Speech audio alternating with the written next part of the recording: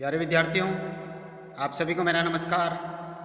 मैं डॉक्टर नेमीचंद कुमावत, सहायक आचार्य हिंदी विषय, राजकीय महाविद्यालय की आपकी SBA पार्ट थर्ड विषय हिंदी साहित्य के प्रथम प्रश्न पत्र की आज की इस ऑनलाइन कक्षा में मैं आप सभी का हार्दिक अभिनंदन और स्वागत करता हूँ। प्यारे विद्यार्थियों, आपके इस प्रथम प्रश्न पत्र में एक पाठ्य पुस्तक लगी हुई है आधुनिक काव्य संग्रह के नाम से, जिसके संपादक हेतु भारद्वाज जी हैं। इस पाठ्य पुस्तक के आरंभिक 4 अध्यायों का हमने अध्ययन कर लिया है। प्रथम कवि अयोध्या सिंह उपाध्याय हरिऔध, दूसरे कवि के रूप में मैथिली शरण गुप्त, तीसरे कवि के रूप में जयशंकर प्रसाद और चौथे कवि के रूप में सूर्यकांत त्रिपाठी निराला। और अभी की हाल ही की एक पिछली ऑनलाइन कक्षा से हमने 5वें चैप्टर सुमित्रा नंदन पंत जी को आरंभ किया था, जिनकी नौका विहार कविता पर हम अध्ययन कर चुके हैं। और पंत जी की ये जो अगली कविता आपके पाठ्यक्रम में संकलित है, परिवर्तन कविता, ये एक लंबी कविता है, 12-13 पृष्ठों की लंबी कविता। तो आज हम इसका अध्ययन कर रहे हैं, तो आप ध्यान से सुनिए। परिवर्तन, परिवर्तन का तात्पर्य बदलाव, और बदलाव किसका? बदलाव समय का बदलाव। यानी कहने का तात्पर्य है समय परिवर्तनशील है। समय, रात और दिन, प्रकृति में सुख और दुख जिस तरह से रात और दिन की तरह अनवरत क्रम से चलते रहते हैं, उसी तरह से समय बड़ा बलवान है। समय के समक्ष और किसी की नहीं चल पाती है। विधाता के अनुसार समय परिवर्तनशील हैं। विधाता जैसे इस सृष्टि का पालन पोषण और जन्म करना चाहें, वैसे ही वो करते हैं। विधाता के समक्ष यानी समय के समक्ष किसी की नहीं चलती है। समय रूपी ये विधाता किसी के ऊपर दया भाव नहीं दिखाता है। तो देखिए, हम आरंभ करते हैं। कवि इस कविता का आरंभ कर रहे हैं इस पंक्ति से। देखिए, कहाँ आज वे पूर्ण पुरातन, वह सुवर्ण का काल, भूतियों का दिगंत छवि जाल, ज्योति चुंबित जगती का भाल।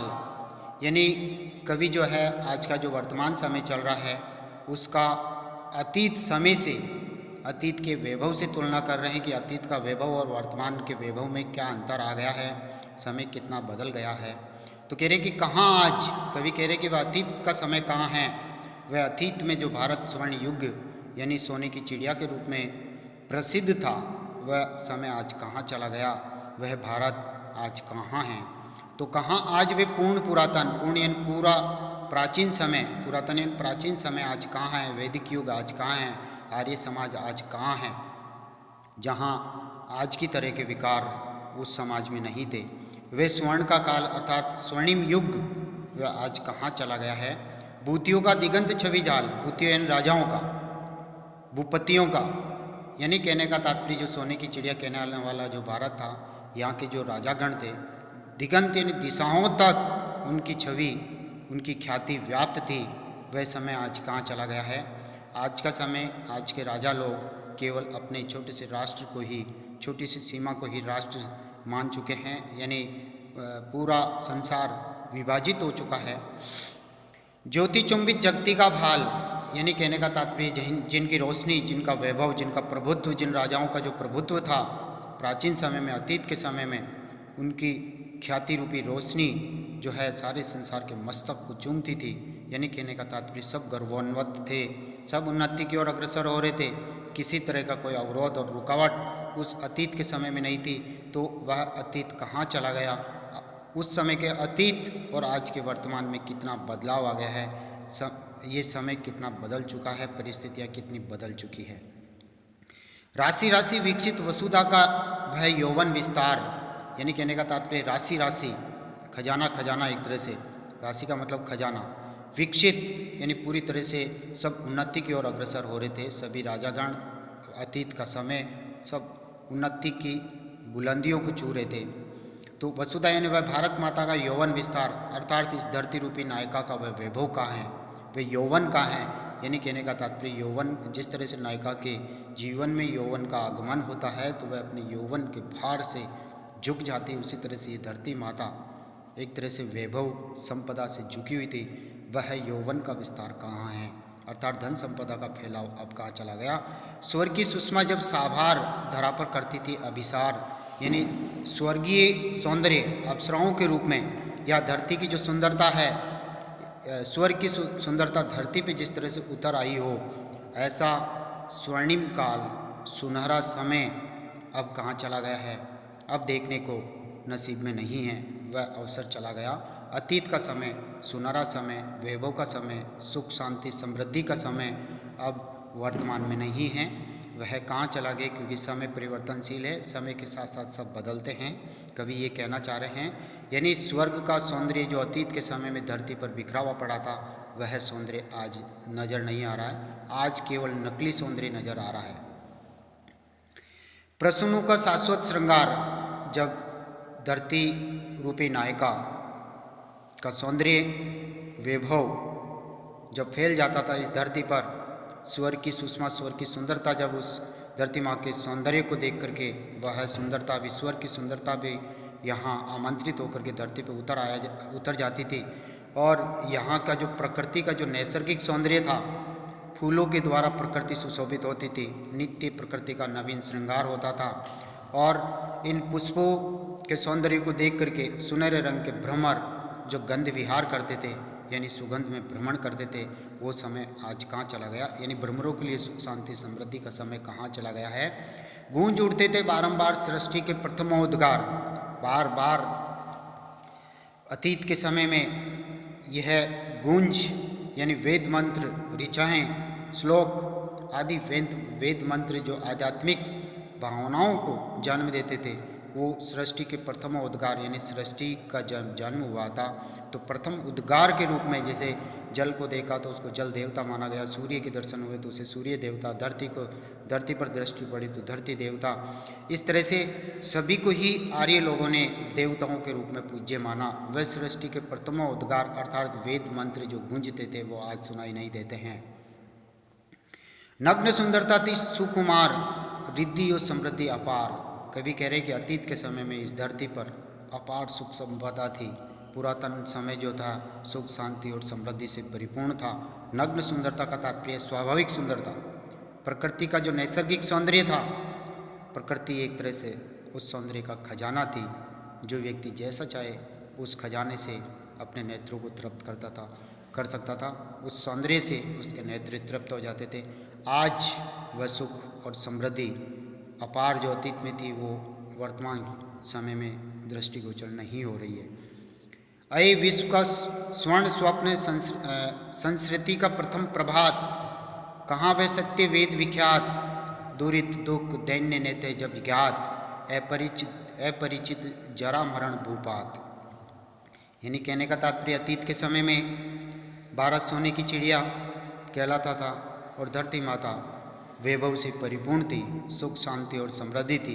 दुख दर्द पीड़ा कष्ट रोग शोक आदि से आर्य जाति कभी ग्रस्त नहीं हुई थी, इनसे अपरिचित थी, इनके बारे में जानती तक नहीं थी। तो कवि कह रहे, अरे विश्व का स्वर्ण स्वप्न, अर्थात इस विश्व में जो सुनहरा स्वप्न के रूप में जो सृष्टि का जो प्रसार हुआ था, इस संसार का जो जन्म हुआ था, प्रथम प्रभात की सूर्य की लालिमा युक्त जो किरणें मनुष्य के जीवन में आती है तो सुख शांति समृद्धि को बढ़ावा देती है। और वह आर्य के समय का जो स्वप्न था भारतीय संस्कृति का, इस संसार को जन्म देने का, वह प्रातःकालीन प्रभात का सुनहरा समय अब कहाँ है, वह सत्यता अब कहाँ है। वेदों में जो विख्यात है आध्यात्मिक भावनाएं, वह अब कहाँ चली गई है, अर्थात वह सत्य अब दिखाई नहीं दे रहा है। और उस सत्य की जगह, यानी कहने का तात्पर्य वेद वाक्य सत्य हुआ करता था। वेदों में जो बातें कही गई है, उन आर्यों ने अपनी अनुभव सिद्ध बातों को वेदों में रचा है, तो वह जो सत्यता की बातें जो कह दिया गया था वह सत्य वचन था। उस सत्य की जगह आज असत्य ने स्थान ले लिया है।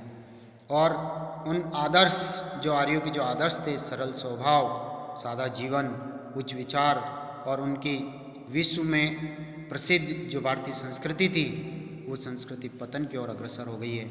ये समय का बदलाव है, समय परिवर्तन लेकर के आता है और ये परिवर्तन वर्तमान के संसार में देखा जा सकता है।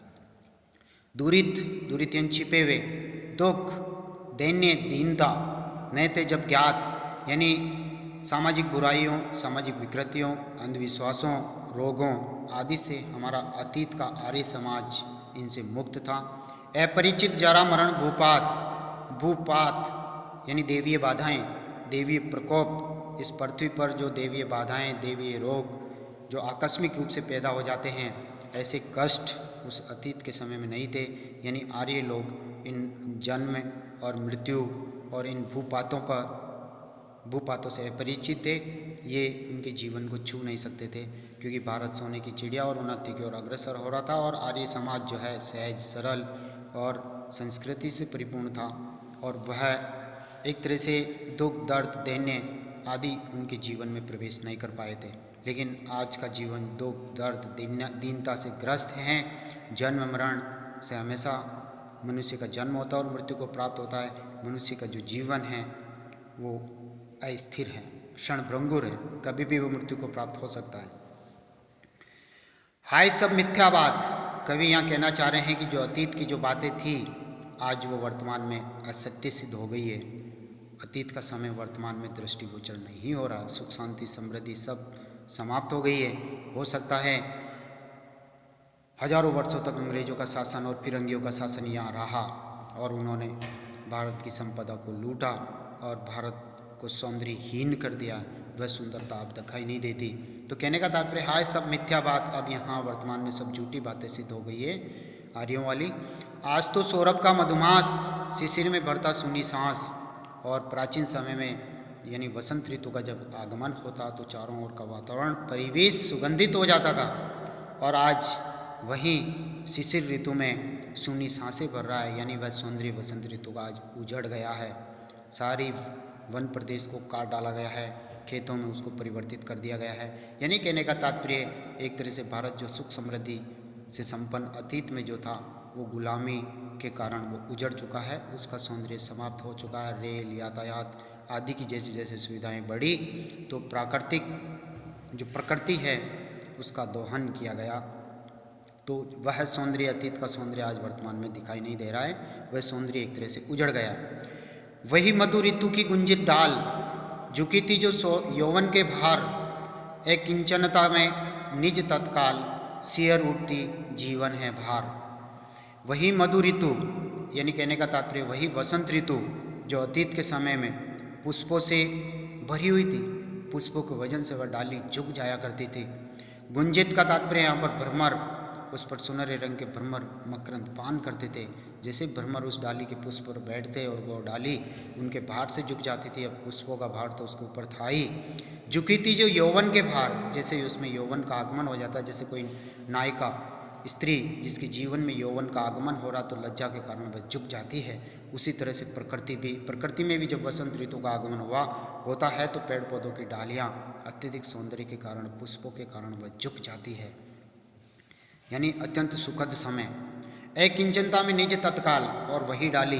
अब अकिंचनता का तात्पर्य गरीब, सुख, शांति, समृद्धि, वसंत ऋतु, और अब वही एक तरह से गरीबी का आगमन, दरिद्रता, निर्धनता का आगमन से निज तत्काल शेर उड़ती जीवन है बार। और यहाँ वसंत का तात्पर्य सुख, शांति, समृद्धि का जीवन। जिसके जीवन में वसंत का आगमन होता है, सुख, शांति, समृद्धि की लहरें उसके जीवन से उठती है, वो उन्नति की ओर अग्रसर होता है। लेकिन आज उसी का जीवन जो है गरीबी में परिवर्तित हो गया। जरूरी नहीं है कि हमेशा वो वैभव विलास में ही मनुष्य अपना जीवन जिए। जो आज वैभव विलास में डूबा हुआ है, आने वाला समय उसके लिए दुख और कष्ट भरा होगा। तो ये समय बतलाता है कि कब सुख और कब दुख। अभी सुखों का समय है तो आने वाला समय दुखद होगा, दुखद स्थिति है तो आने वाला समय सुखद भी हो सकता है। तो कभी यहाँ समय जो परिवर्तन लेता है, समय जो करवट लेता है, उस समय उस बदलाव को यहाँ रेखांकित कर रहे हैं कि मनुष्य के जीवन में जब एक तरह से वसंत ऋतु का आगमन होता है, सुख, शांति, समृद्धि का उसका जीवन होता है, उसमें अचानक गरीबी में उसका जीवन प्रवेश कर जाता है। एक किंचनता में निज तत्काल, अर्थात वह स्वयं गरीबी की ओर अग्रसर हो जाता है, क्योंकि ये समय उसको वैभव विलास से उतार करके गरीबी में ढकेल देता है। सियर उड़ती जीवन है बार, और वही उसका वसंत ऋतु से सरोबार सुगंधित उसका जो जीवन है, हर तरह की खुशियों से परिपूर्ण वह जीवन, वह अब इस जीवन संघर्ष की दुखद भरी कहानी को देख करके वह सिहर उठता है, अर्थात वह कांपने लगता है कि मेरा जीवन कितना निराश और हताश है, मेरे जीवन में कितनी असफलताएं मुझे मिल रही है, इस जीवन का कोई अंतिम लक्ष्य नहीं। अंतिम लक्ष्य यह है कि अब सफलता और निराशा हाथ लगती है। ये दुखद समय, तो सुख और दुख प्रकृति के अटल नियम हैं। समय बदलाव परिवर्तन के साथ ये मनुष्य के जीवन में आते ही रहते हैं। आज पावस नद के उद्गार, काल के बनते चिन्ह कराल, प्रात का सोने का संसार, जला देगी संध्या की ज्वाल। आज पावस नद के उद्गार यानी कहने का तात्पर्य अतीत के समय में जो वर्षा हुआ करती थी उससे नदियाँ कल कल ध्वनि के साथ में मधुर स्वर करती हुई वो आगे प्रवाहित होती थी। लेकिन आज के वर्तमान समय में जो वर्षा ऋतु होती है, वर्षा होती है, वर्षा के कारण जो नदियाँ कलकल करती है वो एक तरह से विकराल रूप धारण कर लेती है, भयंकर बाढ़ का रूप धारण कर लेती है।